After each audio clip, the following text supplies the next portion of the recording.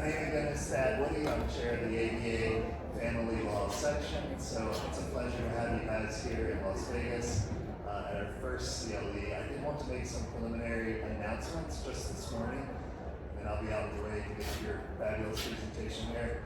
I want to thank our corporate sponsors for this program, Art Risk Financial and Insurance Solutions, SoberLink, and to our platinum sponsor, Markham Accountants, who was here to say just a couple quick words after me. I do encourage all of you to enter our sweepstakes for a chance to win $100. You can use your Event Essentials app by visiting some of our sponsors out in the foyer throughout the conference, and you'll be entered into that raffle. Also, for any of you looking to possibly send any associates or young lawyers to our Trial Advocacy Institute, that's to take place July 23rd through the 29th in Kansas City, Missouri. It's a full week, and we have flyers in the foyer as well if you're interested. Without any further announcements, I'm going to introduce Kim Pia from Markham, who is here just to say a few words about his business.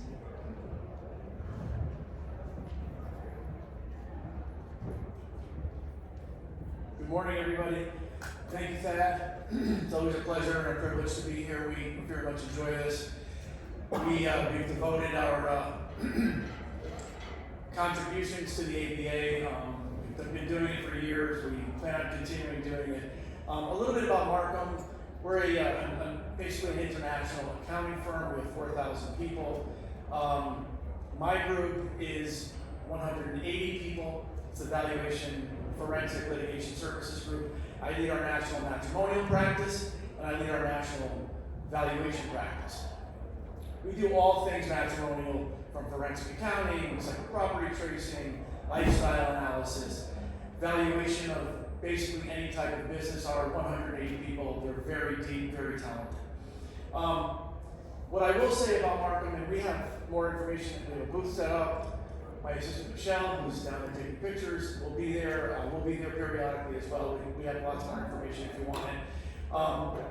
We are very involved in our professions, meaning the American Society of Appraisers, the American Institute of Certified Public Accountants. We are involved in the thought leadership of those professions and what we do, so we're very active in that regard. It's really a focus for us in the matrimonial space. We do have a national matrimonial practice, and we have cases across the country.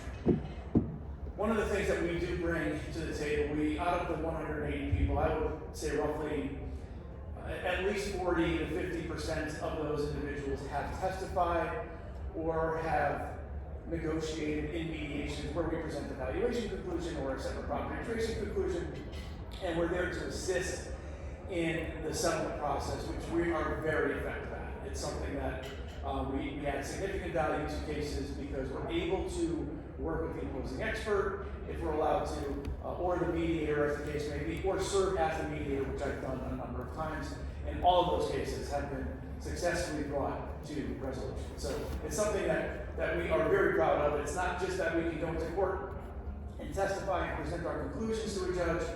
We also are very effective at getting cases resolved. So with that, I will say good luck and enjoy the conference, enjoy this great presentation, and stop by the booth if you need any more information. Thank you so much.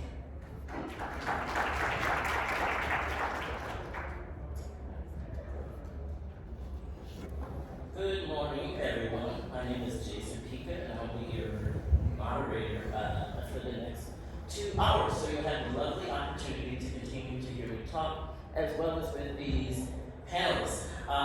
Before we begin, I have 3 more announcements, as well as an announcement of our own. And I want to do the exciting one initially.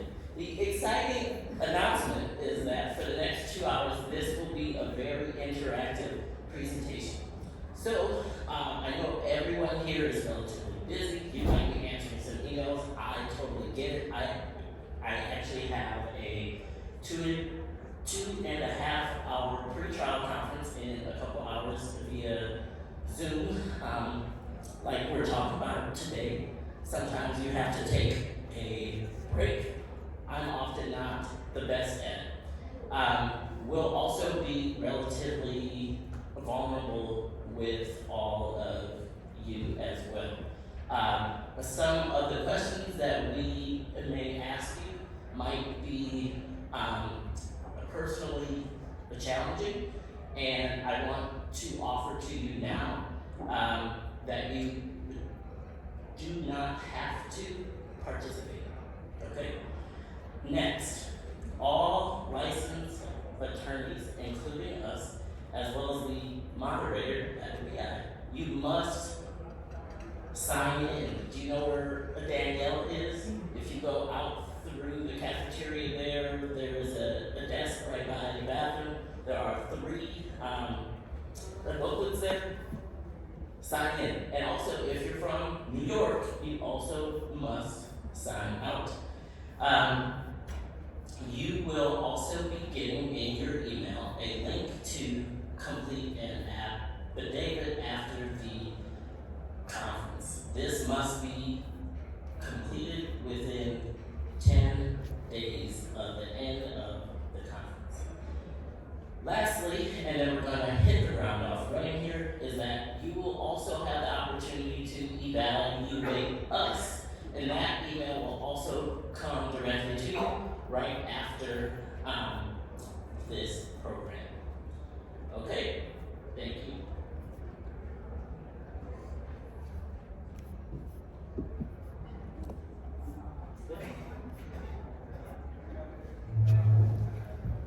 I'm just going to stand up so people can see who's talking. That might be a little bit easier since we're a little bit distant from one another. My name's Dr. Julie Gindeman. I'm a reproductive psychologist, and so I am the mental health person that's here today to help with this panel.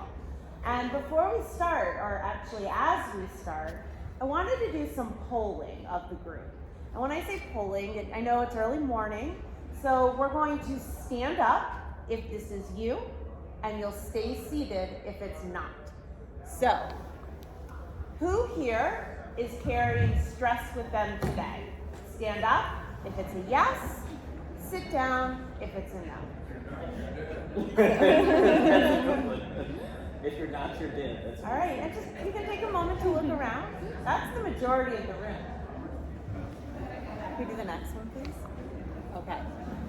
Next one. Who feels like they need a vacation, but doesn't feel like they can take one? Stand up for yes, stay seated for no. Or maybe you feel like this CLE conference counts as a vacation because it's still also work? Yeah, okay, I see you all, I see you. All right, last one, which is not on our slides. How many people are considering quitting or have considered quitting in the last year? Yeah. All right. I wanted to thank everyone for their vulnerability in that. All right. Next,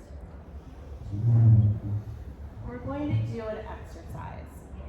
And I think what's really useful is we always talk about how do you take breaks, and this idea of going on vacation is wonderful, and I know the reality of it. I mean, I have 3 kids at home. I have a full practice, a group practice that I run. I'm pretty busy. I don't always feel like I can go away. And I'm able to get restorative things that I need throughout each day. So I want to teach you a couple of things to help give you some of those restorative tools that you need. The first one, and I'm going to request, because you actually don't need your computers for it, there's nothing you're going to see on the screen, okay? So I'm going to request that if you're able to put your laptops down. All right, no one's having a heart attack yet? I know the screens are down, you can do it. All right. What I'm going to teach you is an exercise that I teach a lot of my clients. I wish I could take credit for figuring it out. I can't. But it's called square breathing. So pop quiz here. How many sides does a square have? Show me with your fingers. 4, right. Not a trick question. Excellent. Anyone who did not answer 4, I think you were out a little late last night.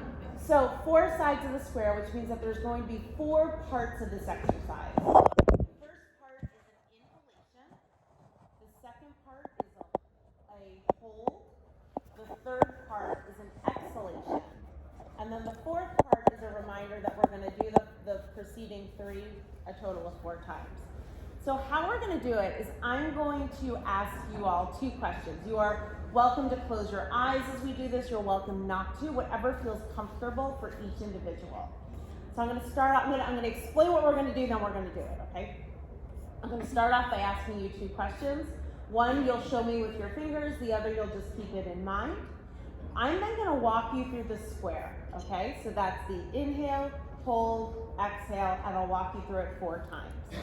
Then I'm gonna say, okay, on your own, and you're going to walk yourself through that square, that inhale, hold, exhale 4 times. After that 4th time, I'm going to ask you 2 more questions, same 2 as the beginning, so no surprises here. And then we'll come back to place. Does that sound okay? Okay, cool. Bear with me, right? Psychologists, we do these things. All right, so I invite everyone just to get comfortable in their seat, as comfortable as you can. I invite you to close your eyes if that feels okay, or to keep them open if that feels okay. And just let your breath settle.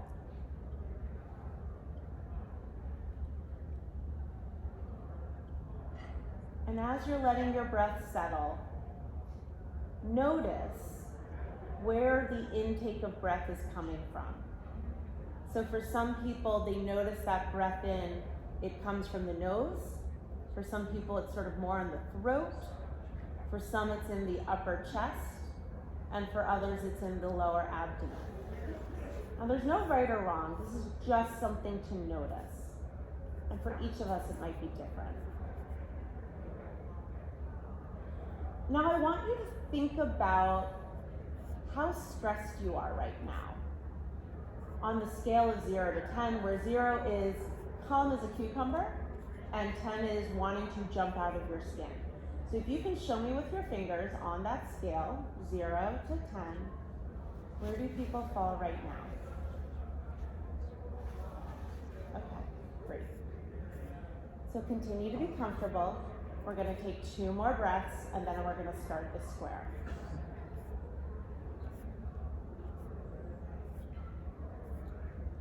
Inhale, 2, 3, hold, 2, 3, exhale, 2, 3.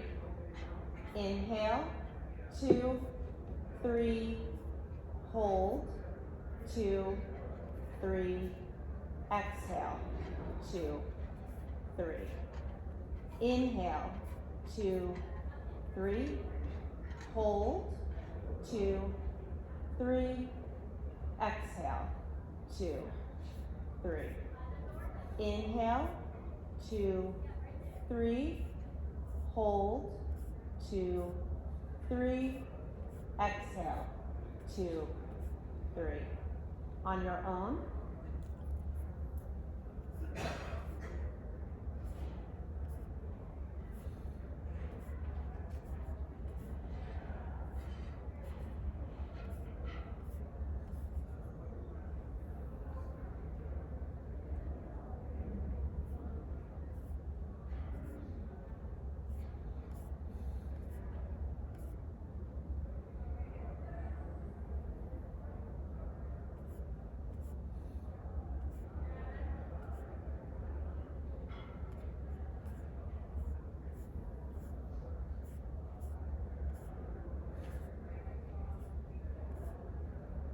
Let your breath settle into whatever pace it feels comfortable.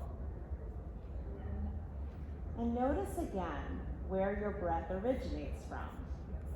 Perhaps your nose, your throat, your upper chest, your lower abdomen.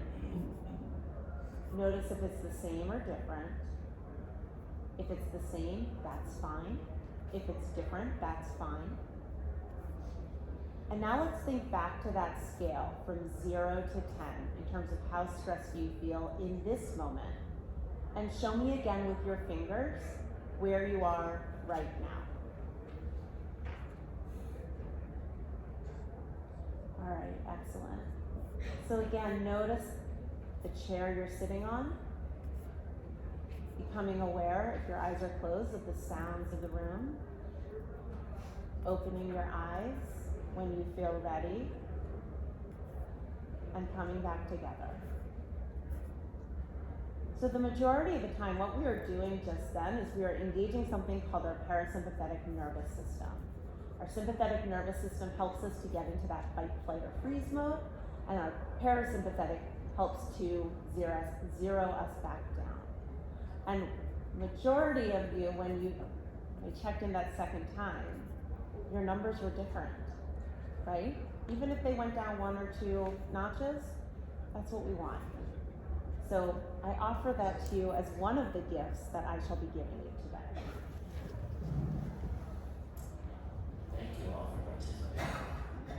Before we move on to our next panelist, we also do want to invite that if you have any questions at all at any time, please ask them. This is not the presentation where we want you to hold all of your questions for 2 hours and then we ask them then. So if at any time you have any questions for any of us, please ask. Thank you. Great.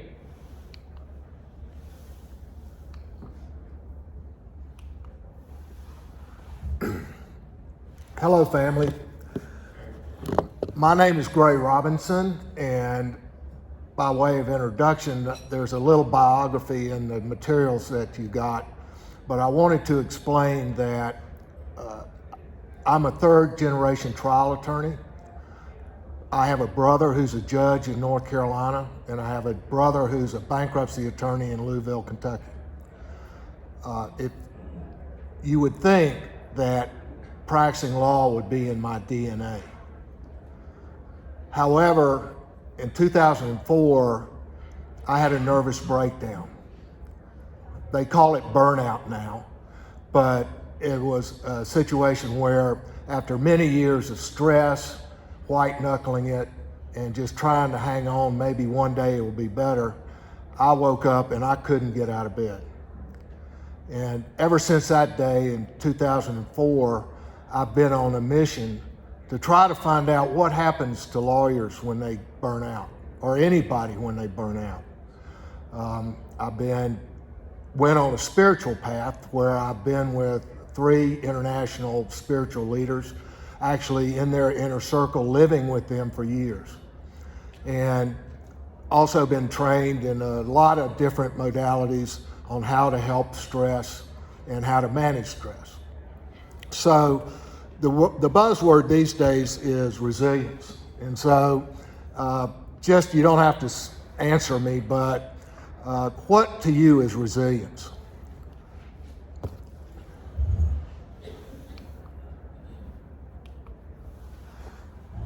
We all know practicing law is a stressful endeavor. It's challenging. Sometimes we don't get what we want. Sometimes we have to suffer negative emotions because our clients don't get what they want, and so they blame us for that result. But we have to find a way to deal with these negative emotions and deal with this stress, or we are going to suffer the consequences. And the consequences is burnout. Now, let me ask you, does anybody here know of anybody that quit because they couldn't take it anymore? And for you that are considering doing something else, I suspect that you know what I experienced when I experienced burnout. I know your pain. So what can we do to help with this problem? What can we do to stop the stress from destroying our lives? So one thing we can do is we can laugh. So I want you to sing along with me. If you're happy and you know it, overthink. If you're happy and you know it, overthink. If you're happy and you know it, give your brain a chance to blow it. If you're happy and you know it, overthink. That is one of the easiest ways to deal with stress is get a sense of humor, because it gives you a sense of perspective, and it also causes your brain to create endorphins and melatonin and serotonin and oxytocin, all the yummy hormones and enzymes that make us feel good. So here is a technical definition of burnout, which basically means your body shuts down. Now I want to amplify a little bit on what Julie was talking about with the parasympathetic nervous system. We have an autonomic nervous system, which is basically that part of the brain that runs our body without us having to think about it. We don't have to think to breathe. We don't have to think to digest. All the things that we do to survive that we don't have to engage our frontal cortex to do is what is known as autonomic nervous system. The autonomic nervous system has two parts. One is what Julie mentioned as the sympathetic nervous system, and the second one is the parasympathetic nervous system. The sympathetic nervous system is that part of our brain that is ancient, it's reptilian. It's what we had when we were reptiles millions of years ago. That's why they call it the reptilian brain. So that is the fight or flight. That is where, when we're presented with any kind of stimulus that we think endangers us, we have an instant and unconscious reaction to that. We can't stop it by thinking about it. The parasympathetic is that part of the brain that we developed hundreds of thousands of years ago when we went from reptiles to mammals. And that is the part which is rest, which is digestion, which is contemplative, and we can enjoy what we're doing. The sympathetic nervous system triggers adrenaline and cortisol, which are good for the short term, not so good for the long term. And the parasympathetic will trigger the amygdala and the hippocampus to secrete the good stuff, the melatonin, serotonin, oxytocin, that makes us feel good. So we want to engage the parasympathetic as much as possible, because the sympathetic is what causes burnout. We're not designed to be at DEFCON 5 for very long, because it wears us out and it makes us sick. We lose sleep. We'll get into the symptoms of burnout in a minute, but I just want you to understand that when you are feeling tired, you can't sleep, you're stressed out, that's your sympathetic nervous system doing what it's designed to do, which is to keep you safe. It's a survival mechanism. And when we feel threatened, that's what turns on. When that threat goes away, then we can activate the parasympathetic and we feel better, we relax, we can go to sleep, and we can enjoy life. So all of this is stuff that is done autonomically. We don't think about it, and you can't stop it. You just have to. There are strategies that we're going to show you that will automatically engage the parasympathetic so you can enjoy what you're doing. You don't have to be afraid of the results. You don't have to be afraid of not making enough money. You're not going to be afraid of being a failure. So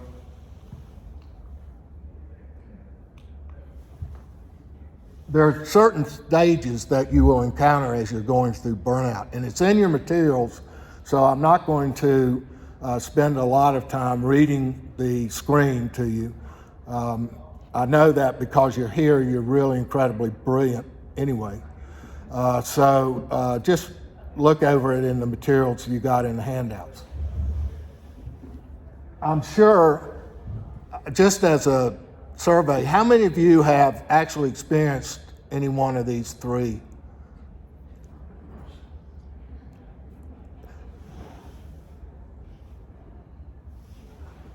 I'm not quite sure why we have all that, number one, but just go with it.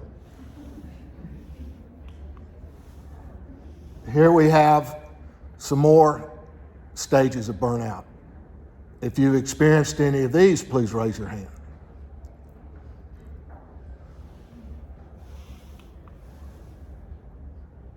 This is where it gets troublesome. When you start isolating, when your family and friends start to become concerned about your behavior, and you start wondering whether or not you're in the right profession. You lose your confidence. You lose your self-esteem. Now, I want to stress the fact that this is an autonomic progression, that you may be experiencing this and not know why you're doing this. This is your body doing what it was designed to do.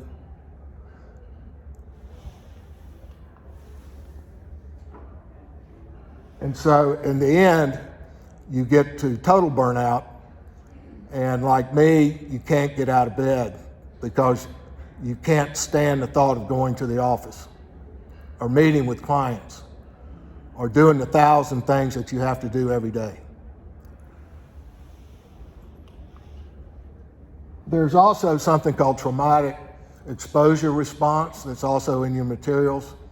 And this is just another layer on what happens to lawyers when they spend their life in the stress mode, in the sympathetic nervous system activation mode. So if you've ever had trauma in your life, and trauma is a wide range of things that are unpleasant.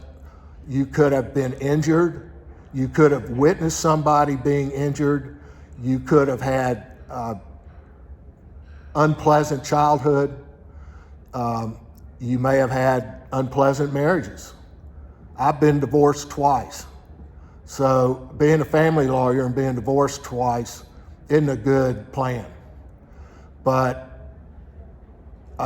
the problem with burnout is that the interpersonal relationships become problematic, and you don't relate to your partner anymore, and they don't relate to you. So this underlying progression that's going on, which ultimately ends up in having a nervous breakdown, is something that's, again, completely natural. You're not making any of this happen consciously. It's just your body reacting to its environment. I know that one thing that all of you have in common, and all of us up here have in common, is we care about our clients. We care about what happens in the family law system. We care about what happens in our lives. We care about our families. The problem with it is that this compassion is sometimes can be detrimental. If we care too much, if we take everything personally, if we lose I can distinctly remember losing a procedural motion, and I thought that I had totally screwed everything up. But that's the mindset you get into with when you're going through burnout. You don't have any sense of perspective. You don't have anything to think about other than, oh my God, I've failed. And so when people get to that stage, then they need help. These are some of the signs of traumatic exposure response.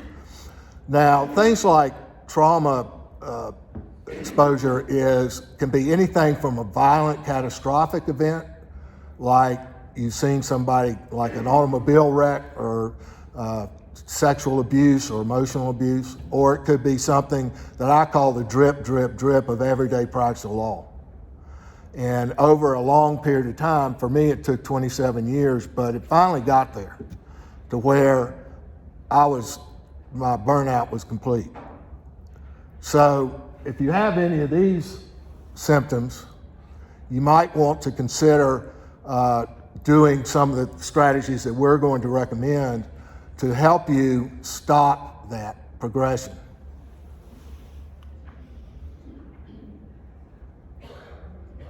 And you can see these are all in your materials. That's a little bit about me. That's my company, Lawyer Lifeline. I help lawyers who have reached the end of their rope and to get them back from the edge and teach them how to have fun and enjoy their law practice. Thank you, Greg. Oh, that was the hypo. Okay. Thank you, Greg. Before we move on to more interaction with each other, I want to take a moment to figure out who you will be interacting with. So, if you could please raise your hand if you're in the legal aid community. Legal aid, okay, fantastic. What about private practice? Okay, keep your hands held, hold them high. Okay, lower your hand if you're in an office with less than 5 attorneys. Keep your hand raised if you're in an office with more than 10. More than 20? More than 30? Okay, so I want you to take a moment and look around the room. We have attorneys in here from all variations of a divorce, from legal aid to large offices. My office is 16, 18 attorneys. And just take a moment before you begin interacting to think about the place where whomever you're interacting with might be coming from. For example, if you're at legal aid, right, you might have, I was just having this conversation yesterday. If you're at legal aid, you might be interacting with a lot of orders of protection, right? If you're at a larger office, a billable hour rates. Mine is $1,800 per year. They're talking about moving it up, right? That extra level, along with the type of clientele that we interact with, right? That all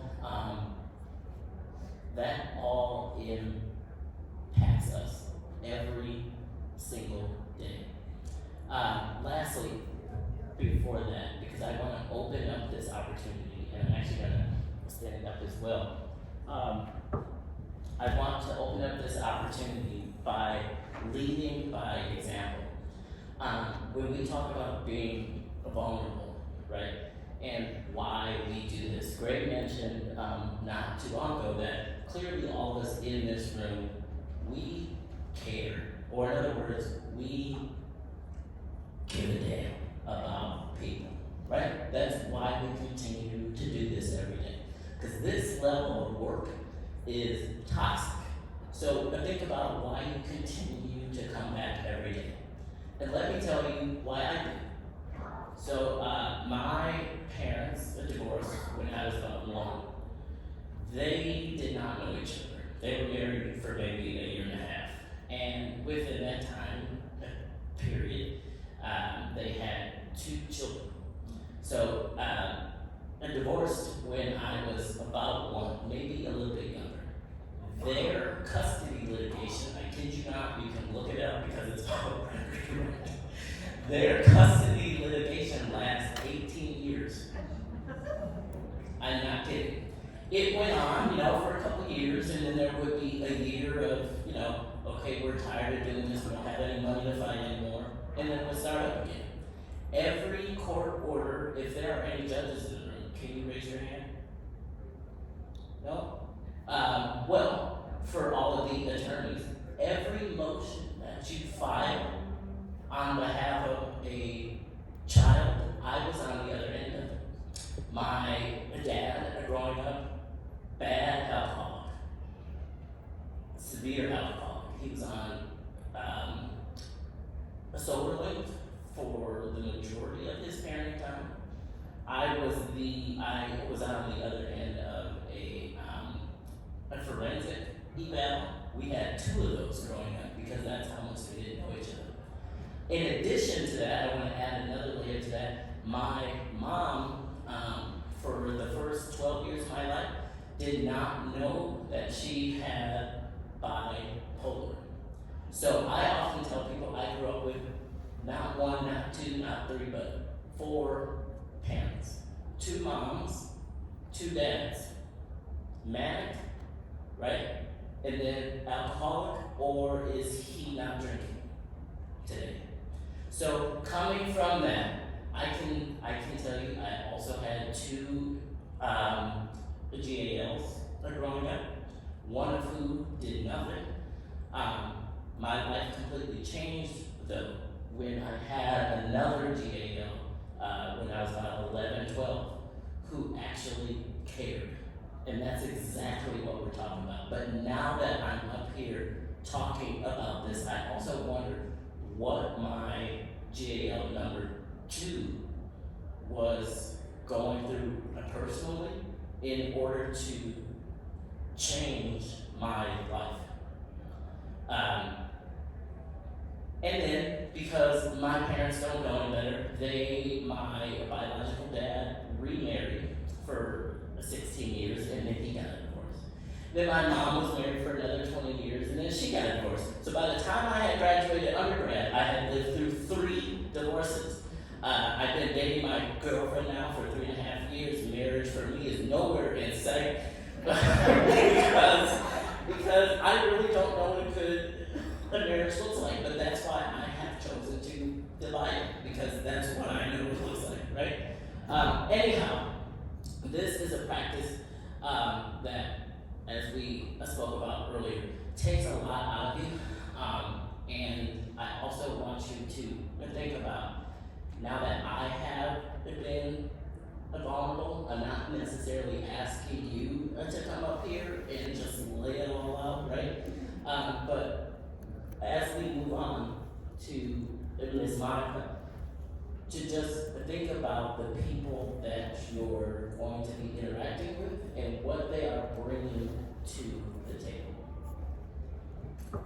Good morning. I am Monica Teniso. I'm a family law trial lawyer in Oklahoma City, Oklahoma. I'm a second generation lawyer with about 8 or 9 other family members who are attorneys who also thought I would know better than to fall into some of the things we've talked about today. But I feel so passionate about it. I have led a state bar initiative, and so I'm really excited to be here today talking to you all. Before I get up and present this hypo, I want to note Jason made a great point. When you put yourself in the lawyer's shoes, you know, we take care of the clients, we know what they're going through, we obsess over what they're going through, we analyze what they're going through. They're not thinking about us. They don't know, they don't care about the effect it has on us, even if they're good people. They wish us well, but they are not thinking about the effects this practice has on our health, on our wellness. They care that we can get in, we can do the job. Most of them hope they never have to see us again after their case is over. Realistically, that is not the reality for most of my clients with children.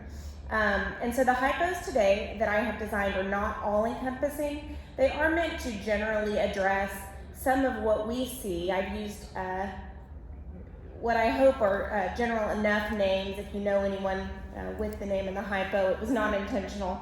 But I've created them to reflect some of what I see daily with my colleagues, some of what I hear from bar members who want to help but do not want to further alienate their colleagues by helping. And so when I pose these questions, how can I help?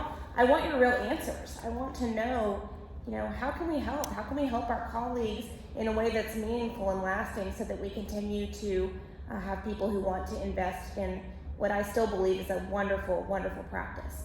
So I'm gonna stand up as well because I can't read backwards. A lot of skills, but I can't read backwards. So this is the first hypothetical. James is a solo practitioner with a strong reputation in the community for his legal skills. He has tried hundreds of cases and has a large clientele in a metropolitan area. In the past year, James' consumption of alcohol has increased, with his colleagues noticing he is becoming not just tipsy, but extremely inebriated at bar association and other local functions. To everyone's knowledge, James' clients have not been affected, but at least one colleague reports that James has confided he cannot end his day without a couple of drinks, which he states he deserves because so few things in his life make him feel so happy. What steps should be considered by those wishing to intervene before James harms himself or his career? I know that nobody wants to be the first to hop in, but my hope is that if any of you have had this experience or know someone who has, you might have some ideas. So I will welcome anyone to input on what they think the first or second or third step should be. And you're welcome to pitch in, even if you don't know anyone who's experienced this. You don't have to share with us that, like, oh yeah, 2 years ago I dealt with this. That's okay. Maybe to get you going, how about you turn around and talk to your neighbor? Let's shake another hand, shake a hand next to you. You heard that as a kid, right? I'll say something. Oh, here we go. Fantastic. First of all, we all know what a couple of drinks means. Hold on. We'll come back to you once everybody's wrapped up. But thank you, everyone. If you could please turn around or turn to the person next to you, talk about the prompts.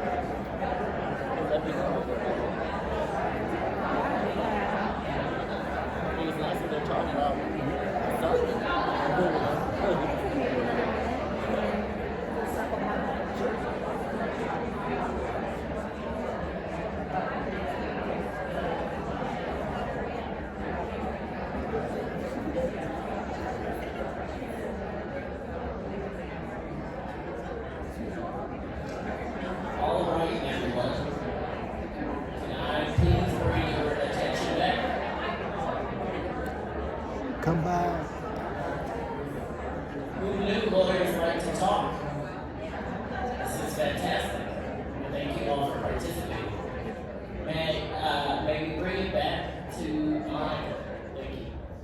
Okay, and so now that you've had a chance to speak about it, and I'm going to start with this gentleman here in the purple because he was brave enough to stand up and actually let me answer the question. I want your insight with Julie's clarification, whatever ideas that you have. Well, first of all, a couple of drinks is not a couple of drinks. You know, when a cop stops you and say, how many drinks you had? Well, it's a couple. It's a lot more than that. So, first of all, he's lying. He's not just having a couple of drinks. The first thing that I would do would probably be to talk to a couple of colleagues and see if they have seen an impact in his practice in concrete ways. And then I would get together with them and maybe visit the Lawyers and Judges Assistance Committee and ask for assistance on how to get something done, because he's obviously in denial and needs some additional professional pressure brought about to get him right. Great. And just by show of hands, how many of your state bar associations have a pretty active intervention type committee designed for helping attorneys with substance abuse or mental health issues? Great. Okay. Any other input on how you help a colleague like this? Yes, ma'am. I think also if you were to approach the person, maybe not start with, something like, I noticed you have drinking problems. Sure. But just start with your own story or family members, I know things have been stressful, they sure have for me. I know that, 5 years ago, whatever it is, explain your own story.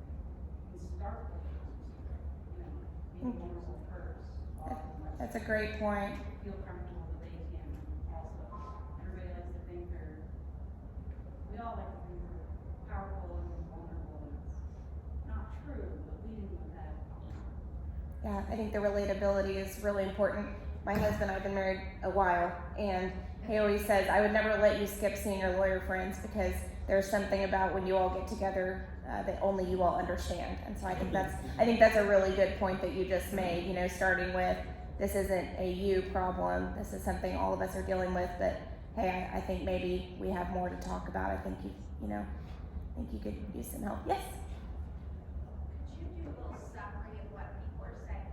Because we at the back Yes. here, we could not read the comments. Absolutely, I'm sorry. So here up front, the point was made that even when we're hearing someone is relying on a couple of drinks, it's probably not just a couple of drinks. The problem may be larger, and so the idea, I think, is to start with talking to your colleagues who are not at issue about how you can help the colleague who is having these problems, and then going to your state bar's intervention committee. I think we all call them something different.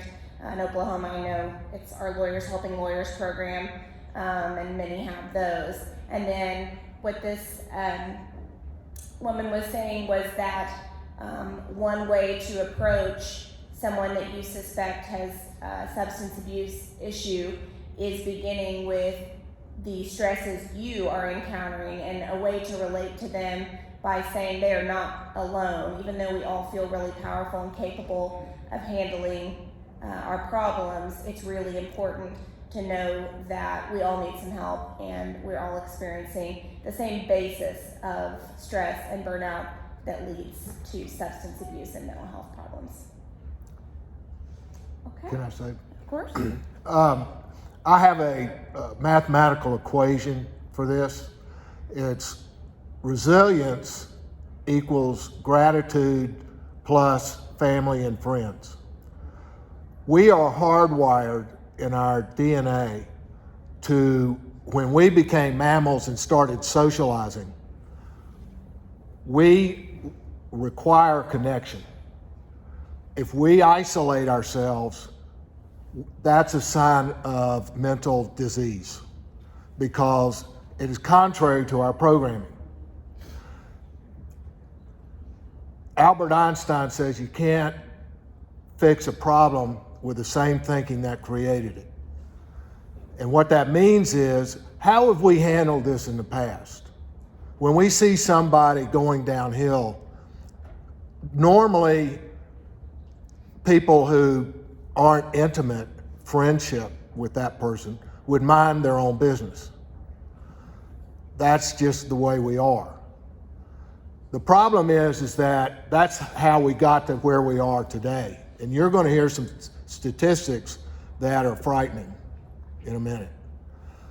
So I commend the lawyer up here who's had a plan and said, first of all, I'd get with some friends and talk and find out what they know. And then if it is a problem, we'll go to resources that can help this fella.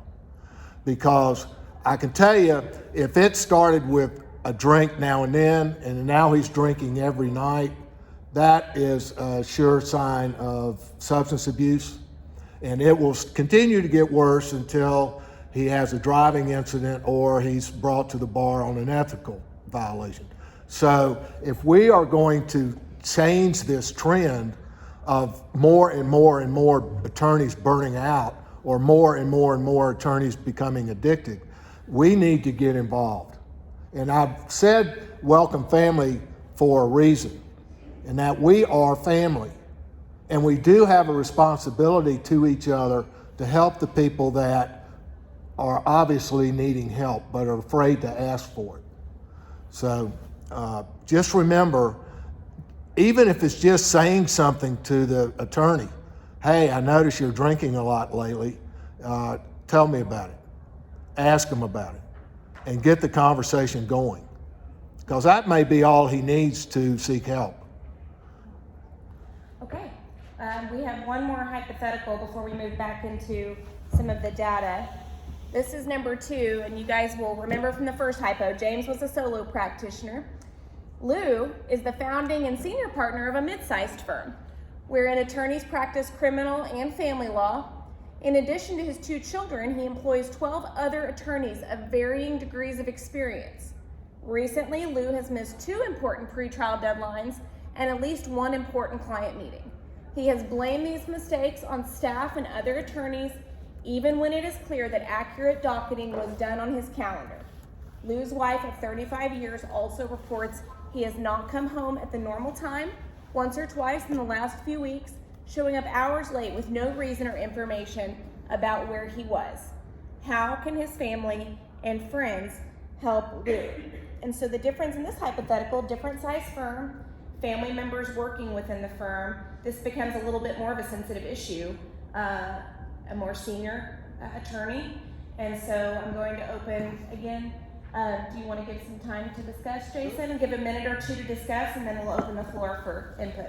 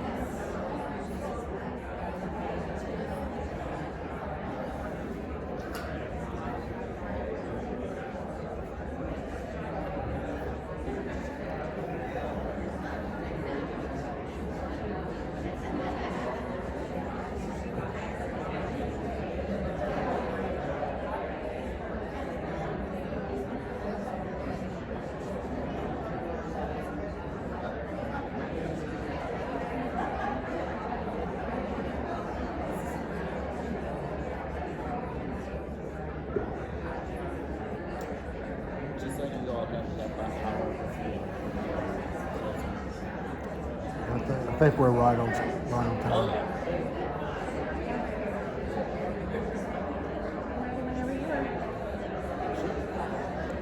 Bring them back. Can we circle back, please? Thank you. Okay, so we're going to open the floor once again just for some initial suggestions on how you would approach this particular situation to try to find out what's going on. Yes, ma'am. So his family and the firm can help him by asking him what else they can do to support his work, his calendaring, or maybe even audit the files and cases that they have to ensure that they don't have too many. Because ultimately everything falls on him. You can't blame the paralegal, you can't blame the firm, you don't get to blame the calendar. It falls on you as the attorney. So if the family and the firm are involved, you need to check in with him and make sure he's okay and that he's not sinking because everybody's hanging on him. It's a great point. The one she made is that as the senior and founding partner, all the responsibility, not only as the lawyer, comes back to him, but for the firm in general. And so additional support is probably needed if things are starting to get missed. As a more pointed question, how do you address the concern that maybe he's starting to keep routinely a different abnormal schedule and be absent from things that he would normally be attending? Yes. I'm sorry, I'm gonna sound like the son of the divorce lawyer. If I was his wife, I'd be tracking his phone. I think he's got a girlfriend. Okay. You think he? Okay. I mean, it doesn't always mean, drugs and booze. So that's a really good point. So, and the hypo is general for a reason. The suggestion up here is that perhaps he's having an extramarital affair or something to that effect. And that could certainly be true. I would remind the hypos are written to address what effect it may have on not only him personally, but on the practice. And so that's a really good point, is if it's just a personal issue, or if it maybe is is intersecting with something that affects his ability to practice appropriately. It's a good point. Anybody else? Okay. I think we're ready to move into the next section.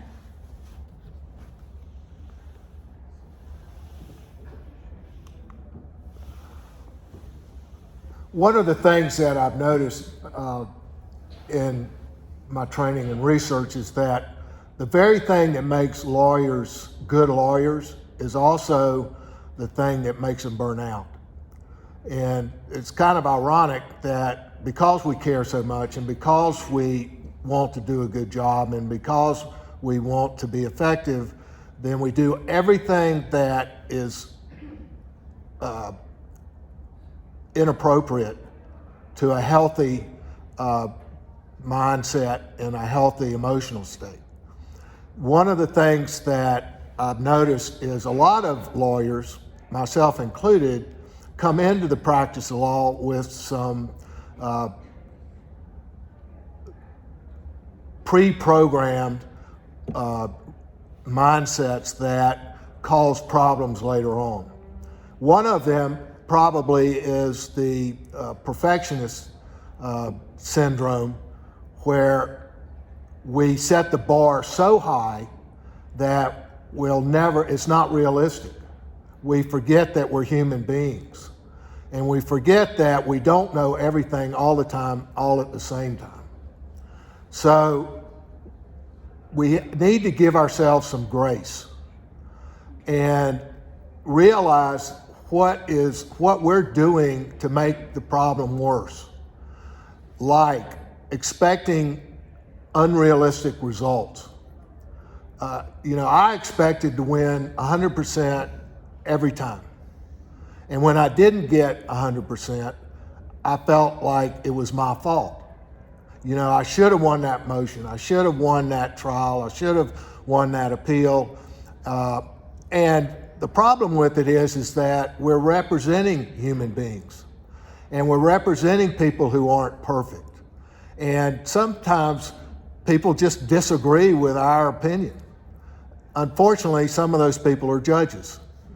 And so even though we're convinced of our cause and that our clients deserve everything they ask for, when judges disagree with that, we think that we failed. And that can be a traumatic event depending on how emotionally attached you are to the results. So it's very important to remember and to step back and focus on the fact that you've done the best that you possibly could under the circumstances. The true definition of success has nothing to do with results. The definition of success is making the attempt, doing the best you can, doing everything you can, and be satisfied with whatever happens. The people I've noticed that are, for example, my brother, who has practiced for almost 50 years and is a judge now, he doesn't get emotionally attached to what happens. He is attached to doing the best he can and being the very best lawyer that he can be. And he's about as well-balanced an individual as I've ever met. I don't know why I didn't get that gene, but that's how you can manage what I call the mind field, MINDFIELD, that we are constantly navigating to determine whether or not we're miserable or whether we're happy. And so just remember that some of these things are pre-programmed before we ever became lawyers. Because think of it, in high school we had to be the top of our class. In college we had to be the top of our class. In law school we had to be the top of our class to get a high-paying job first year out of law school.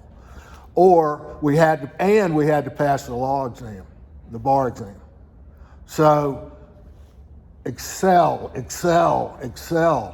And then we get thrown in the deep end of the pool. And we have to deal with people. And that is a chancy endeavor at best. And so just remember that if you are any of these things, if these are things that you grew up with, if these are things you programmed yourself to do, then just remember to have some grace, and remember that by the fact that you're here, you're successful. Because if you were failures, you wouldn't be practicing law. Now, some people choose to go in different directions, which is success in and of itself. But don't beat yourself up so much, because that is one of the biggest contributing factors to burnout. Could I add one thing? Sure, please. At a practical level, I am an expert at this 100% expectation of winning. And I learned about 5 years ago that I get so invested in my case preparation that inevitably when it doesn't go the way I want it to, I have one trusted lawyer colleague I can always call after a trial, and I can walk through everything I did, and she objectively can bring me back to sometimes it just does not go your way. Is there anything you could have done differently? No, I don't think there's anything I could have done differently. Okay.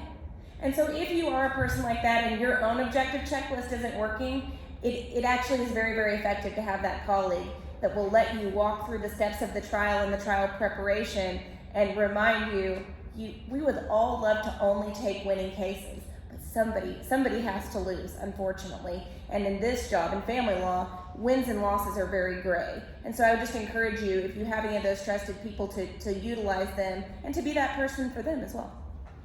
And before we move on to the next hypo, going off of perfectionism, how many of you just can't turn it off? For example, your lawyer brain, has anyone ever told you, hey, you're not in the office anymore, can you not talk to me like that? Right? So I'm wondering, Dr. Julie, can you talk a little bit about why it's necessary to be able to turn it off? Oh, absolutely. And I am a child of 2 lawyers, so yeah, so I'm a psychologist, not a lawyer. I learned in my junior year of high school that things needed to be different. So I really get this idea of lawyer brain. We would talk about lawyer voice in my house. There was lawyer voice and not only lawyer brain. So I resonated with this. I think one of the reasons that it's important to turn it off is because it is so easy for anyone who is a professional to be so tied into that professional identity. And so I would look at it as a matter of identity, that what we do is not all of who we are. And parts of our identity are about the relationships we have. So for example, I'm a wife, I'm a daughter, I'm a mother. Those are my relationships. I'm a friend, I'm a colleague. I'm a psychologist. That is very much a deep work identity for me. I'm an advocate. That's another deep identity for me. But it's also really important that I have other identities, like I'm a first-degree black belt in Taekwondo. Don't mess with me. But other parts to who I am. You know, I'm someone who can be silly. I'm someone who can be compassionate. I'm someone who loves a good dance party. So really being able to tap into some of these other parts of ourselves, rather than rely on that one part of ourselves that does bring us a lot of joy. And I think anyone who has been a parent or has taken time off of work, doing something brand new, parenting is one example of that. I know, again, for myself and for many of the people I work with, going back to work is the place where we feel more competent, especially when it's dealing with a newborn and we're not feeling so competent there. So going back to work and being in that part of ourselves, that identity that we have, where we feel really on top of things, where we feel really competent, where we feel really knowledgeable. And of course, that's a really lovely part of us to have, but it's also really important to have other parts. Like, what is the part of us where we can be curious about things, where we can learn new things, where we can stretch ourselves, where we can try things we never thought that we would try. thank you very much for that.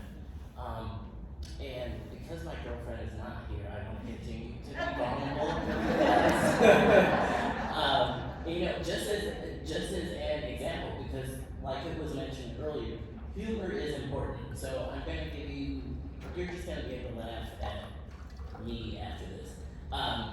So, like I mentioned, my girlfriend and I, we've been dating now for 3.5 years, and of course, she's talking about marriage, right? And I'm like, okay. So anyway, we've been going to couples therapy now, to try to figure out what's next, right? I encourage that, and believe it or not, prior to practicing law, I was a therapist for children. And I learned very quickly that I don't have enough empathy, and so then I went to law school. And so I'm walking home one day, it's about a 20-minute walk. I'm on the phone with a client. I'm running late. I'm 10 minutes late to couples therapy. And so, get there, we're chatting it up just a little bit, and then the therapist looks at me and she says, Jason, what did you just hear? And I had not turned off my lawyer brain yet. So before I knew it, I told her exactly what you just heard. Very rude. I didn't mean to, but that's just an example of having to have the opportunity to turn it all off. It's very much necessary. And now we're going to go over to Monica for our next hypo. Okay, so this is the third hypo, and this one deals with the more particular issue of how to intervene without making someone feel as though you're jeopardizing what they want professionally. So Jane is a third-year associate, a younger lawyer presumably, but maybe not. Jane handles most of the drafting for not one, but 3 senior attorneys, including preparation of pleadings and discovery. Jane also assists these attorneys in preparation for trial, often working long hours into the night and canceling personal engagements. Recently, other young associates, her colleagues, have noticed that she's hardly leaving the office and is starting to look visibly thinner. She's often short with others, has withdrawn from all social invitations in the last few months, and at least one associate has heard Jane engaged in derogatory self-talk when she believed no one was listening. Sarah, a colleague of Jane, is very concerned but worries about intervening without jeopardizing Jane's career goal of becoming a partner. Is Jane experiencing the normal stress of a young attorney, or is she experiencing burnout? I think probably we'll just take a minute or two to discuss, and then we'll open it up again.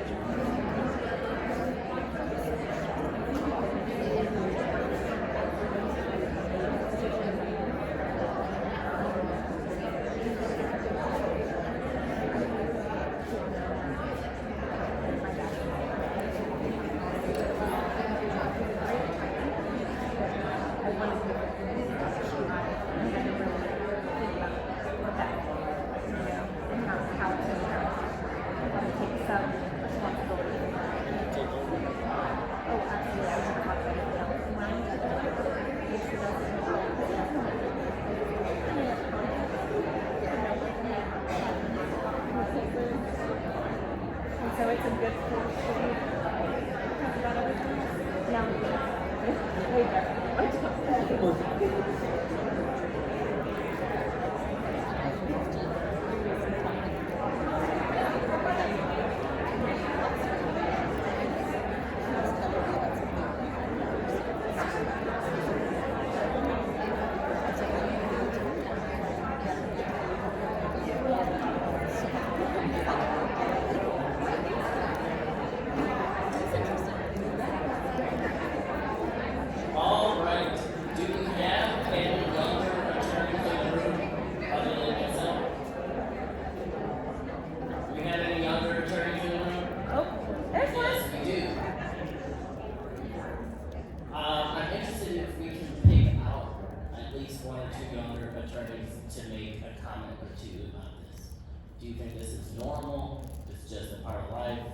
something you have to go through. I think Dane's burnout. Dane is burnout. Yeah, I mean, I think one of the main things that struck me is, and to be honest, I work for a firm that truly the partners are very warm and kind and Break up. and would be receptive to hearing if something was going on. But even when you have that, I feel like when you were a younger attorney, you don't want to say that you're struggling with anything. And we don't say if we're struggling with anything. And that's not, again, it's not the partner's fault. It's just, I don't know, and maybe that's just maybe that's a me thing. I made the comment to Julie actually that 12, 13 years ago when I was a new associate, my colleagues at the bigger high billable firms, with some exceptions like your partners, but most of them would have said this is very normal, it's just part of what you accept to be on the partner track. And when I look back, I'm even more horrified than I was at the time, because I think probably there were a couple times that maybe I should have intervened more than I did. That wasn't the path I chose. And so, like Jason said, if there's any other young attorneys or those who interact with them, be really curious to hear your comments on where the line is between the normal stresses and the burnouts. Anyone else? Well, I just have an interesting observation, not being a lawyer, that so much about what I know of the culture of law is about the high stress, is about that high performance, is about the high visibility. And so it seems like there needs to be some culture change, which is what we're starting to do here today, but to really start thinking about what else can it be? Why does it have to be those things? You know, people created law, and so people created the culture of law, and therefore people can change that. And I also want to add another layer here. Now that there are attorneys out there now who are primarily practicing, in mediation, collaborative law, that looks a little bit different than, for example, I know there are some true litigators in this room. That's totally different, right? And being a younger attorney, I'm gonna chime in here. Particularly being at a larger divorce office, and the owners of my firm are very well known for being trial attorneys. So we litigate a lot. The amount of additional time that goes into that, the amount of weekends, the amount of overnights, unfortunately, and Greg will be mentioning this later on, but unfortunately I have the best paralegal I think ever. She keeps me on my toes, she lets me know when I'm wrong, and she has on occasion been up with me at 2 a.m. working, but honestly, that's part of the problem too, right? But again, as a younger attorney, I will throw it out there. While I am up here, I'm also gonna be vulnerable with all of you and let you know that I'm not perfect either, right? I want to meet or go over my 1,800 hours, billable hours, right? Most of the time I'm in the office. When I do go in to the office, I'm probably there from about 9 to maybe 7:30, 8 o'clock. And then I probably come home, I have a quick dinner, maybe watch an episode or whatever, and then I'm working again, right? It's a problem. Well, I want to just elaborate on what Jason just said. I've had attorneys send their paralegals to me to work with, because not only attorneys get burnt out, your paralegals, your secretaries, your support staff, they're subject to the same stressors that you are. And they don't, oftentimes they don't even get the recognition or the money that the lawyers get, so they don't get the payoff. But the thing to remember is that this can affect everybody. And the one thing that I would just notice about this hypothetical is the mental health aspects of it. That when you see people, their physical health changes, that their mental health changes because she's engaging in negative self-talk, those are all red flags of burnout and stress. So the best thing we can do for each other is to notice this stuff. And if it appears that they're struggling, go to them and see what you can do to help. And I know that they're going to say, oh, nothing's wrong, I enjoy what I'm doing. That's usually what they say before they have their nervous breakdown. So if you're seeing people's health being adversely affected, then that's pretty close to the end. I think this next section is perfect transition to you. Okay, there's some physical things that you should be aware of in the burnout process.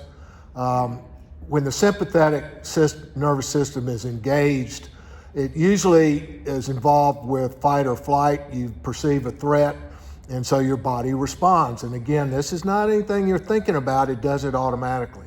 So, you have an adverse ruling.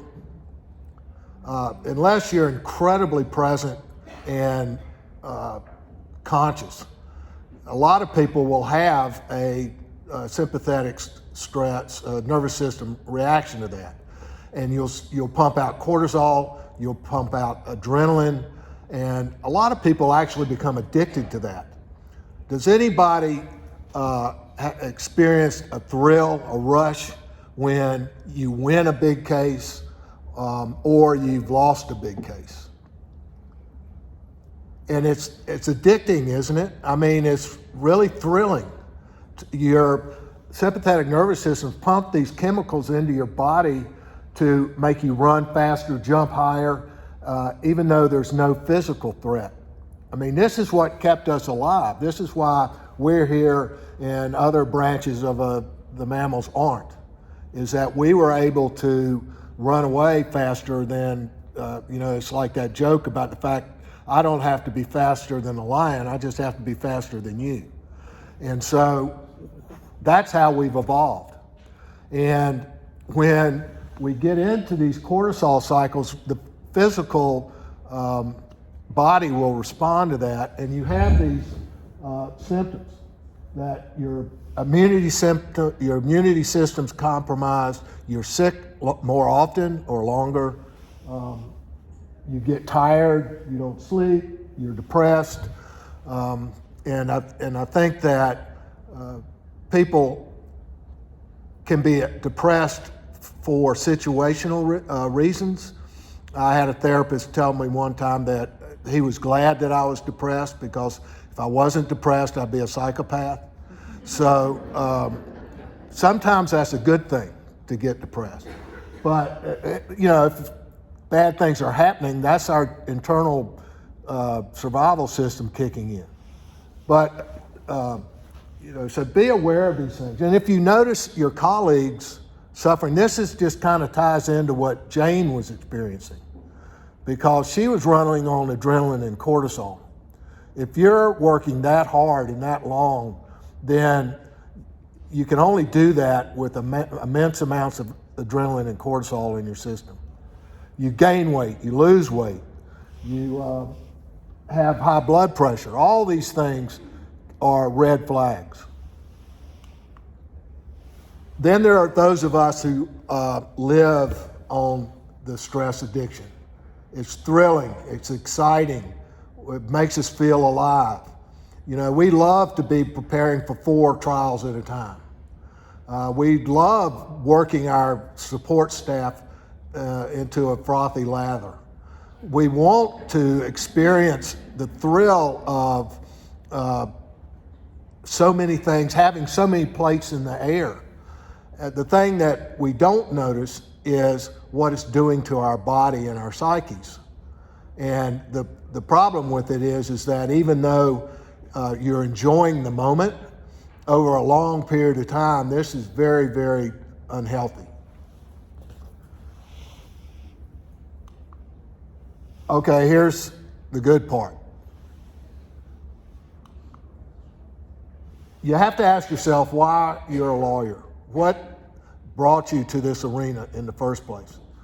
Was it just, have a serious talk with yourself, because even though you can try to lie to yourself, it usually doesn't work. Did you do it just for the money? Did you do it for the recognition? Did you do it because what was in my case, 3 third generations, it was expected of you to be a lawyer.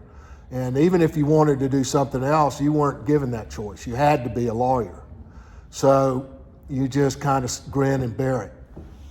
That was, I think, one of the biggest stressors in my life is I didn't really, even though I was very good at it, I was AV rated, I was making a ton of money, I didn't want to be a lawyer.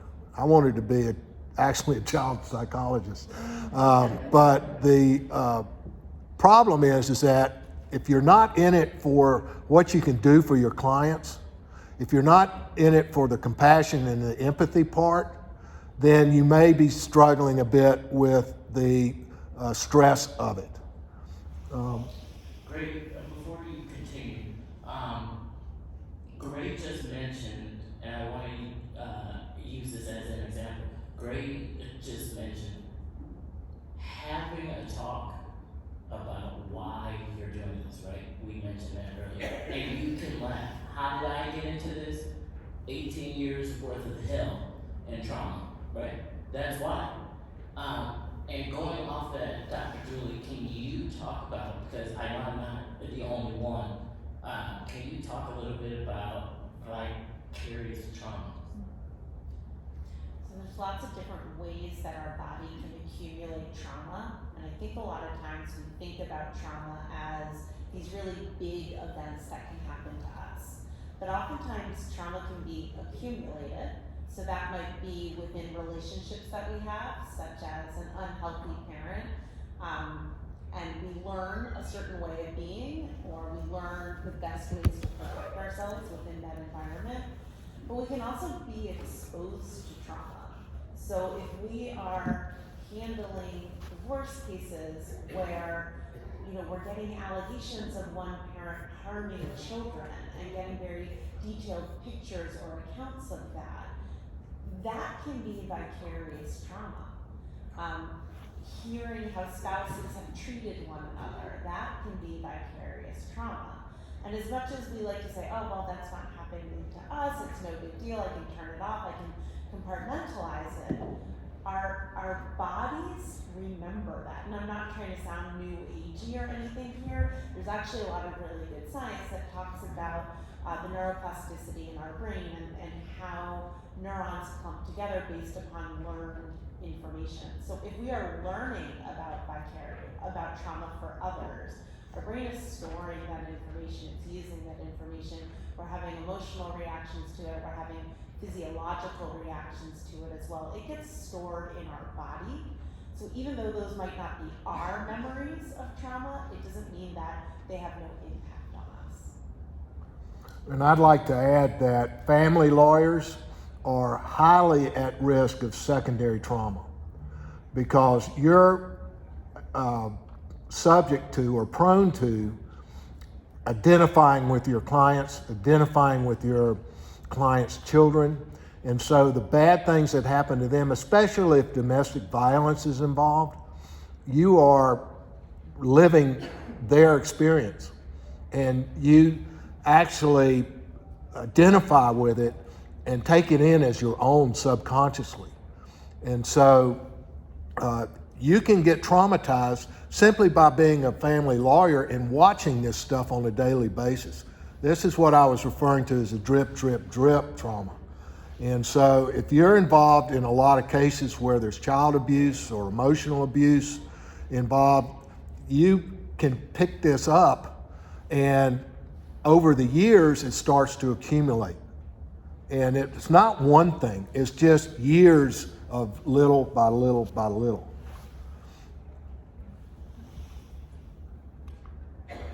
So I asked, why are you doing this? And when you can build your practice on positive reasons, motivations, it's much easier to deal with the stress. You have to ask yourself, what do I need? What is it that I'm not getting that I need to survive this? And you go out and take responsibility for your own mental and emotional health. If you're not physically well, then go do something about it. I know that a lot of lawyers, if they're working 100 hours a week, their health is probably suffering. You're not getting enough sleep at the very least, and you're probably not eating. You're eating a lot correctly. You're not paying attention to nutrition. And so what can you do about it? Well, first of all, you need to, I'm a big believer in getting blood tests to see where your hormones are, to see what level your blood levels are in various things, especially cholesterol, cortisol, all the markers of, if you have high cortisol levels in your body, that's a red flag that you need to do something about that. So you can do some of the things like we've been talking about, breathe, you can meditate, you can get in with your family and friends, your support group, I call it your posse, to support you, because you're no different than any celebrity, or you may be a celebrity. The things that you need support in all areas of life. Find friends, colleagues who are somebody you can be vulnerable with, somebody that you can share your problems with, and find out maybe they've got it like Monica's friend who debriefs her on trials that she is confused about. That is hugely helpful in dealing with and coming back from the edge where you're really confused, really stressed, and which our body is not designed to take. And the thing is it's a matter of emotional maturity. And if any of you have looked into emotional maturity or read any books about emotional maturity, that has a big part to play in burnout, because people who burn out are usually have very low self-esteem, they have very low interpersonal skills, they are not comfortable talking about their problems with other people, and that is something that you might want to look into. Now, here is something that I'm a big believer in. Now, I was talking earlier about the sympathetic and parasympathetic systems. We have a nerve in our body which basically evolved when we went from being reptiles into mammals and into mammals with social behavior. The polyvagal system is actually the vagus nerve that runs from the cranial nerves down your spine to all of your organs, both north of your diaphragm and south of your diaphragm. And I won't get too deep into this because I could talk for days about this, but this is what we were doing when you were doing your box breathing. That activates your vagus nerve, and the importance of activating the vagus nerve is it's kind of reverse engineering on deactivating your sympathetic nervous system, the fight or flight. So if you're stressed, the best thing you can do is actually do polyvagal exercises in order to activate your vagus nerve, which will calm you down. It will lower your blood pressure. It will lower your heart rate very quickly. It's amazing how well this works. And I'll give you an example right now that you can experience for yourself how this works. I want you to think of the most stressful situation in your life right now. Could be a case, could be a client, could be your spouse, it could be your children, something that really is causing a lot of stress in your life. Okay, you got that feeling. Now I want you to sit up straight. I want you to look straight ahead. And I want you to look, without moving your head, I want you to look to the left. Don't move your head, just your eyes. Look to the left until you yawn.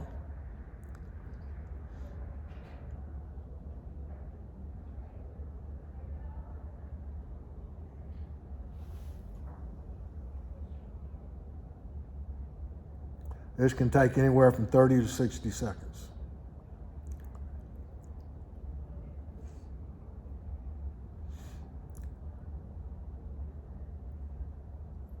All right, now I want you to look to the right. Don't move your head, just look to the right.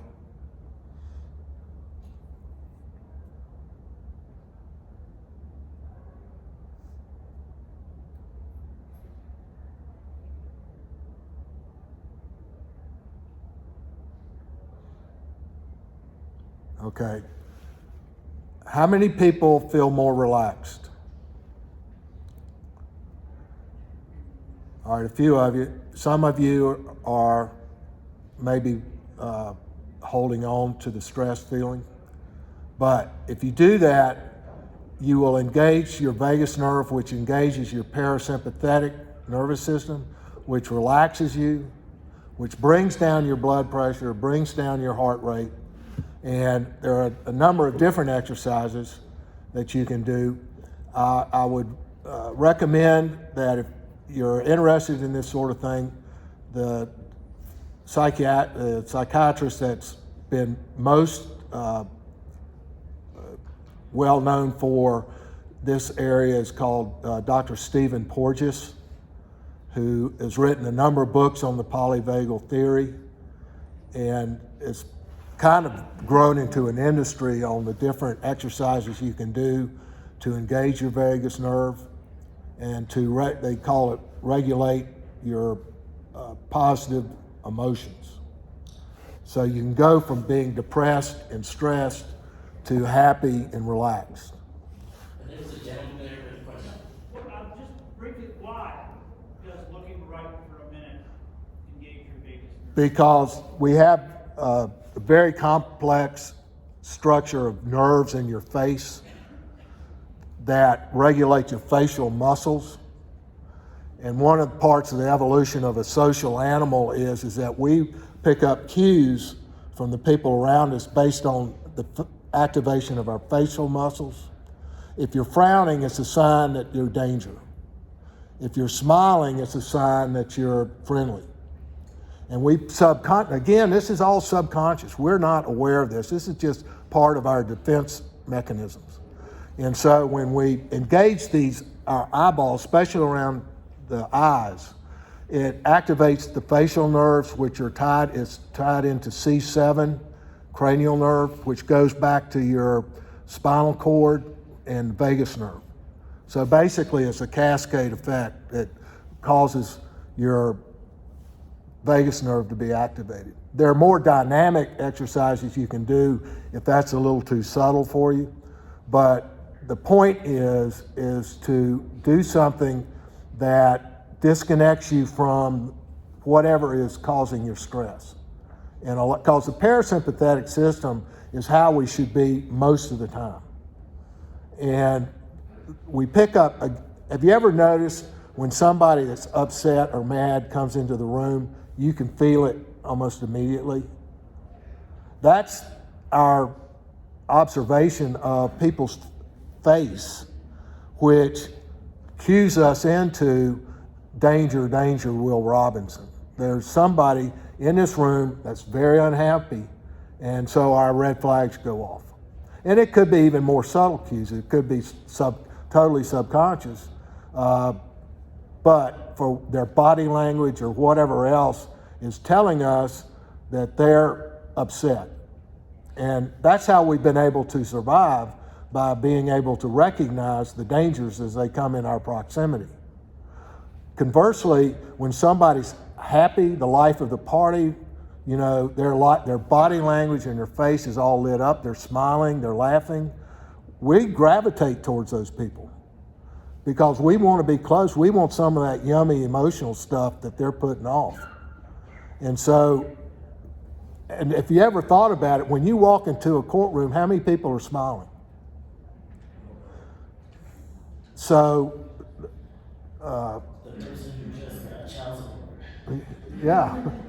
I mean, I would like to see this incorporated in everybody's daily routine because it helps regulate those emotional, especially negative emotions that we suffer every day. If we spent, just like the Muslims who pray 5 times a day, there's a reason that they do that, because it allows them to enjoy a connection with God 5 times a day. I would love to reframe something for people here. So I hear so many times people talk about the good feelings and the bad feelings. Feelings are feelings. There are no good ones or no bad ones. There are ones that are easier to experience. There are ones that are more difficult to experience. But all feelings serve as cues. They all serve as sources of information that we can learn from, or that maybe we've learned from in the past. So it's a reframe I just wanted to offer, because I think it's that it can sort of get into a sense of toxic positivity where it's like, I'm not allowed to feel certain ways. Yeah, you are. It's normal to feel sad sometimes. It's normal to feel frustrated or angry sometimes. What do you learn from it? What is it telling you? What is your body then communicating to you that you need? You're not getting enough of. Maybe you're frustrated because you're exhausted and you haven't gotten sleep, or you're hungry. Those are ways that our body talks to us. And because we are oftentimes like brains that kind of have these bodies that try to keep up, we don't necessarily have that conversation as much. Yeah, thank you, Julie. I totally agree with that. Probably a better term would be positive and negative, rather than good or bad or right or wrong, because all of those are subjective terms and they mean something different to everybody. So it's more about how do you feel. So what are the cues that you're getting that stress you, and what are the cues that make you feel relaxed and calm? Because we're after the relaxed and calm. Just real briefly, there's a couple of things you can do. I call it rebooting, because what happens when you get the circle of death on your computer screen? Well, that's your stress syndrome. That's your burnout. Nothing's working. It's just sitting there irritating you. So what do? You reboot, turn off. That's what these things are supposed to do, is to help break that cycle. So you can do your breathing. There are lots of different breath sequences that you can do that will help you disassociate from the stress. Take 5-minute breaks regularly throughout the day to help regulate these emotions. Actually, there's something you can do that you can just rub your lips like this. It does 2 things. One, it activates the facial nerves that I was talking about earlier, and it also reminds you of when you were a baby and you were nursing, and it has a calming effect. It's critical that you pay attention to your physical health. Whether it's exercise or nutrition or getting regular checkups, you have to pay attention to your physical body. I can usually see who's having problems or struggling by simply looking at their body. You can always tell the people that are struggling because of the way their face is, their body language, And how many times do they miss work because of illness or whatever is causing their stress? It's imperative that we take responsibility for our mental and emotional health.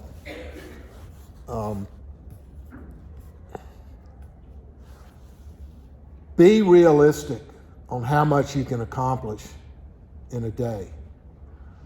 I think that goals are very important, both as from an organizational standpoint, but don't try to do too many things at once. That's for people. That's how people get locked into the cortisol and adrenaline cycle, is because they try to get too much done in a day, and they end up not doing any of them.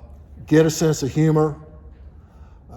One tip I would give you is when you're overwhelmed and there's large portions of your life is unmanageable and out of your control, just pick 3 small things that you can accomplish during the day. Take little baby steps and start doing these things that you can accomplish, and make yourself start building your self-esteem, your self-confidence, and will go a long way with dealing with chronic stress. Find one happy thought every day. It could be an affirmation, could be a mantra, whatever you want to call it, but one thought that makes you smile. It could be a joke. It could be a quote that you just read that inspires you. What you focus on is what becomes your reality. And if you focus on not losing, that your brain doesn't recognize not. All you're really doing is focusing on losing. Focus on the good you're doing to people, for people. Focus on the fact that you're making a living. It may not be the living that you want, but you're making one. There are all kinds of things, positive thoughts that you can focus on, and just ignore the rest of it. Okay, so this is our last hypothetical of the day, and this one centers around getting ahead of problems rather than fixing them when they're full blown. So you and your paralegal, hypothetically, have been together for 12 years.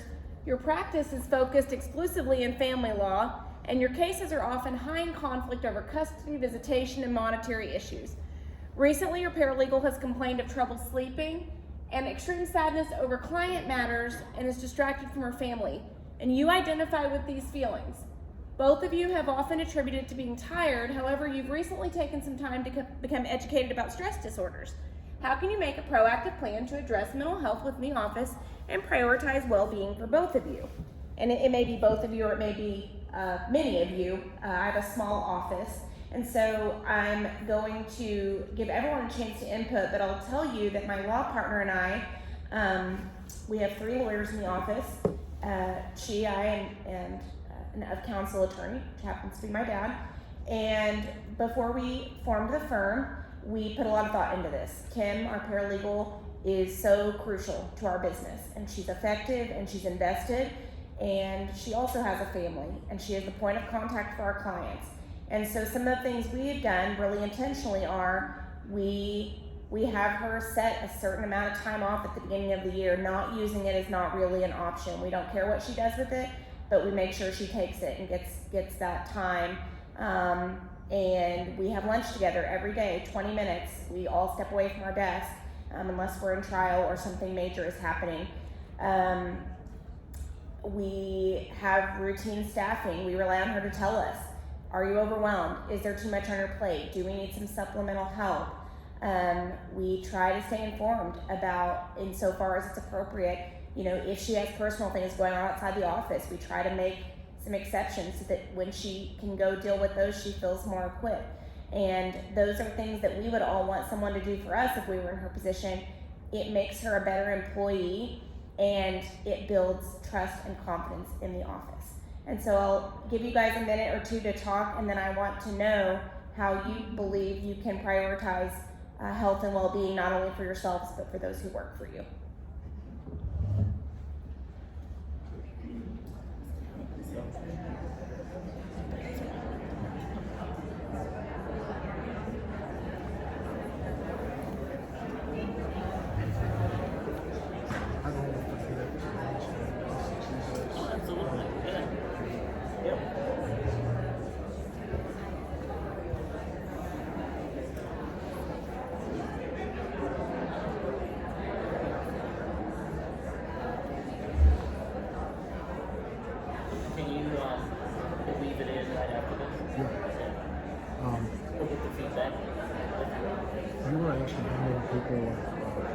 doing work on computers.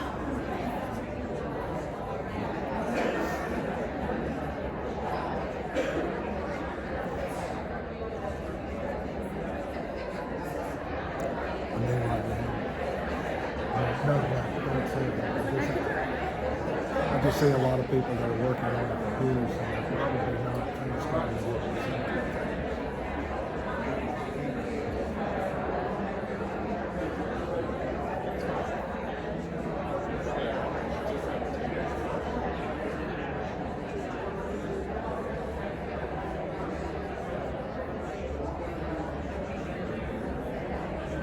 All right, can we bring you all back? We're in the final stretch here. Final stretch.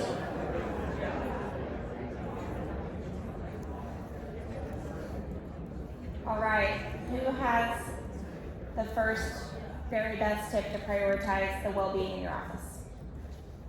Something we could all probably use more of. I think one of the biggest things, kind of go back to where you talk about even the vicarious trauma, because, our bodies are just like our cars that are wear and tear, and basically having a maintenance, and that's gonna be a counselor. I'm a family law, obviously, but I'm also a deputy, and so I see a lot of things on a lot of different scales. Having that counselor who can talk to you, that's not your family, because your family's gonna jump on your bandwagon. Having that counselor to do your preventative maintenance is one of the biggest things to help get through.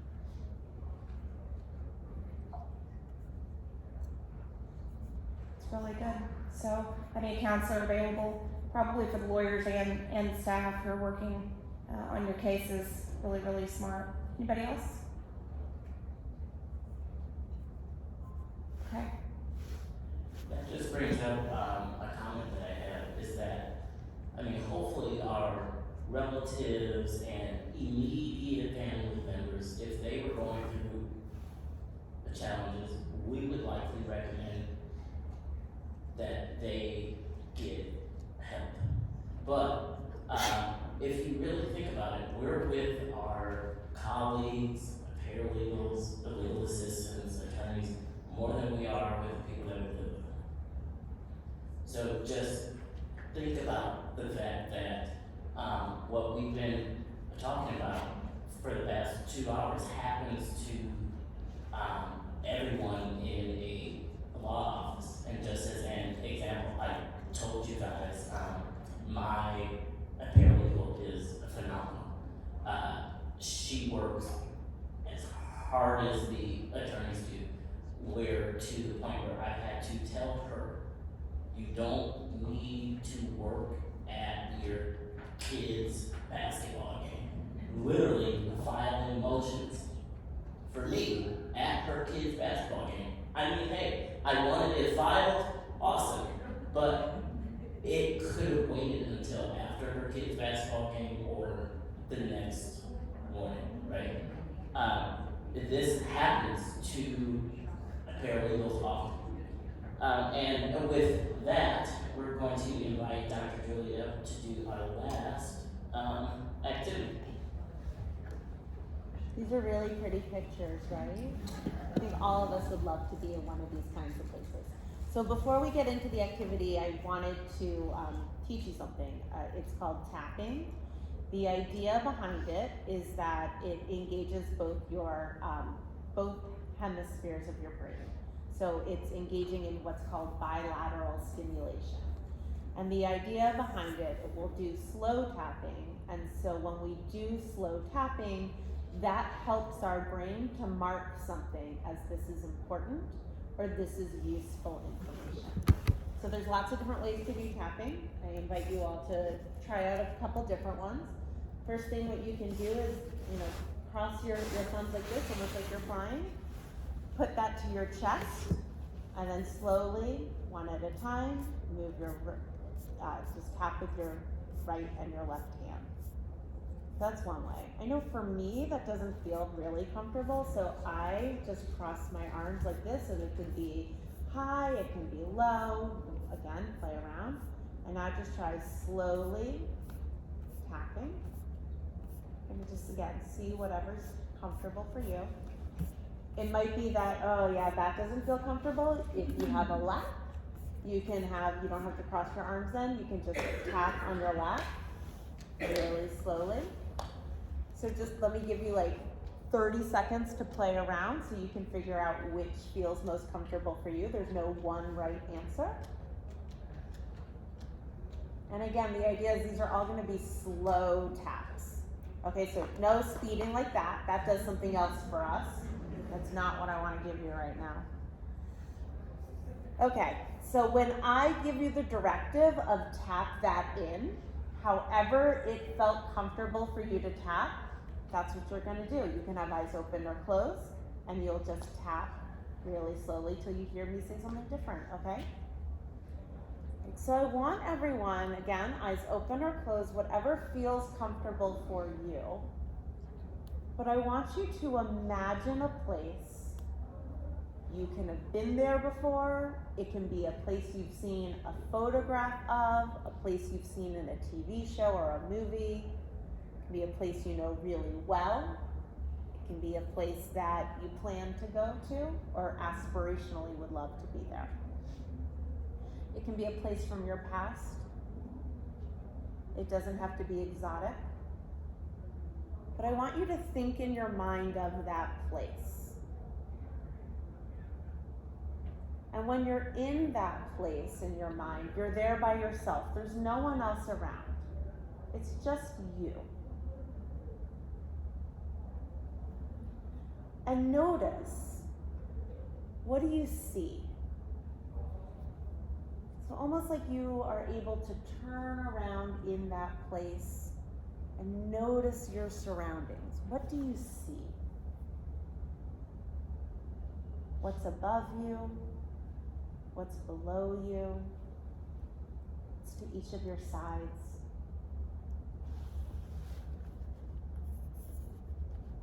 And now, notice what you hear in this place.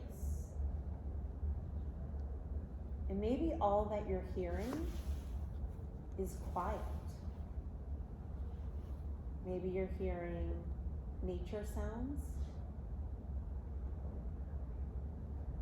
Maybe you're hearing other animals or mechanical sounds. Just notice what you're hearing.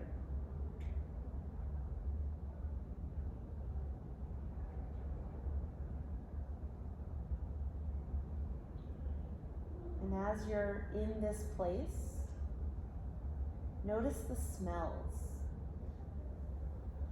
Does the air have a particular smell?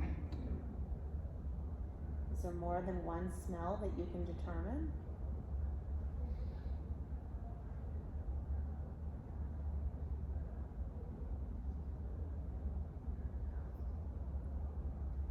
Maybe start exploring the place with your hands. Notice, is the ground flat? Is it porous, dry, wet, soft, hard, warm, cold? So notice what you might feel using that sense of touch.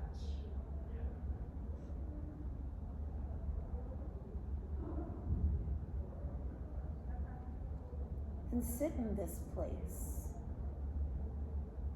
as you allow for the sights, the sounds, the sensations, the smells, allowing yourself to take those in.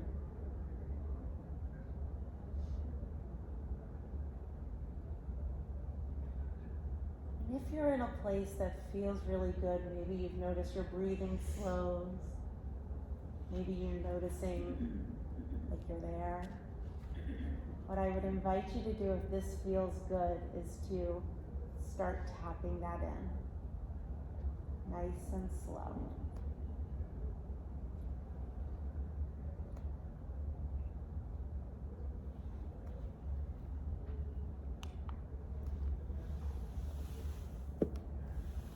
And let that tapping go. And I want want each of you to think of a name or a word for this place that you've just created. It can be a word that describes it. It can be a word that describes how you're feeling when you're there. And once you have that word, tap that in as you think of the place.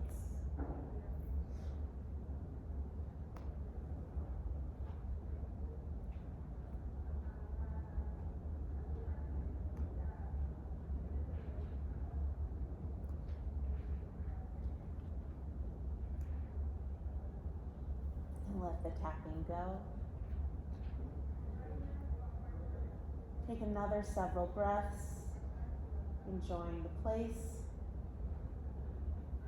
enjoying what it's brought for you, knowing that you can always return.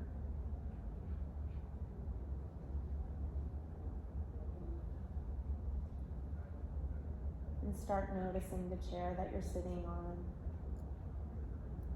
and the temperature of the room that we're in together. Noticing the sound of my voice.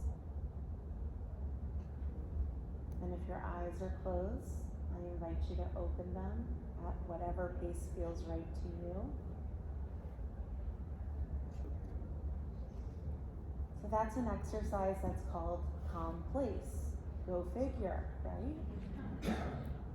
And the nice thing about it is you now all have a cue word where if you go and you're busy, just remember that word and remember that place. And within a couple of moments, you'll notice your breathing starts to slow down. You'll notice the smells. You'll notice the sounds again.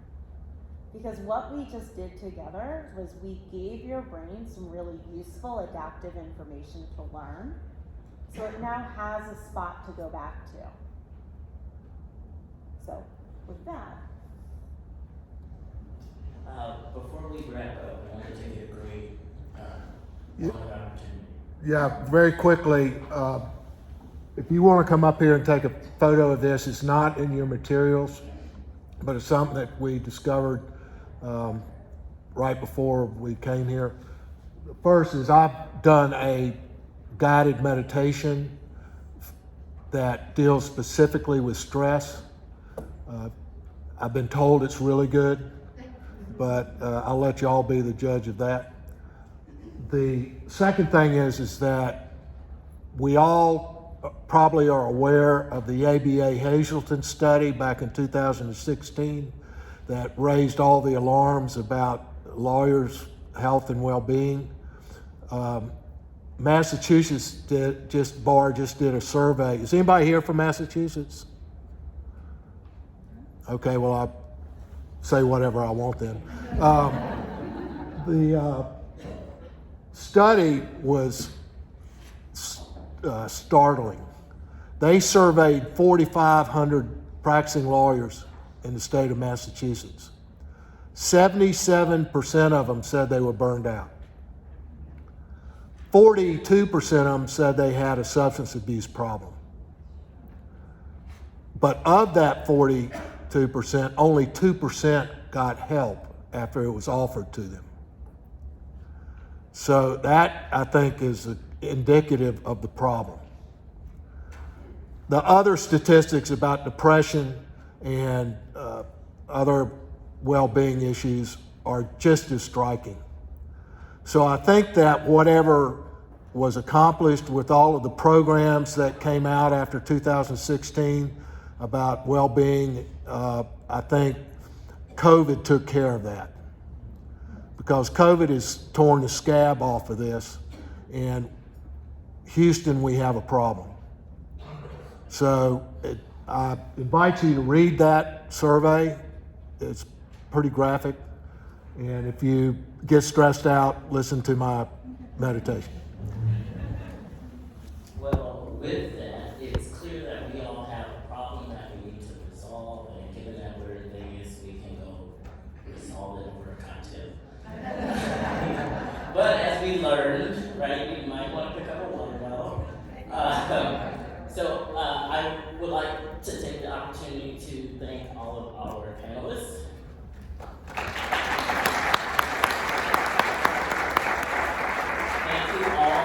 pleasure. If you have any questions, you're more than welcome to come up here.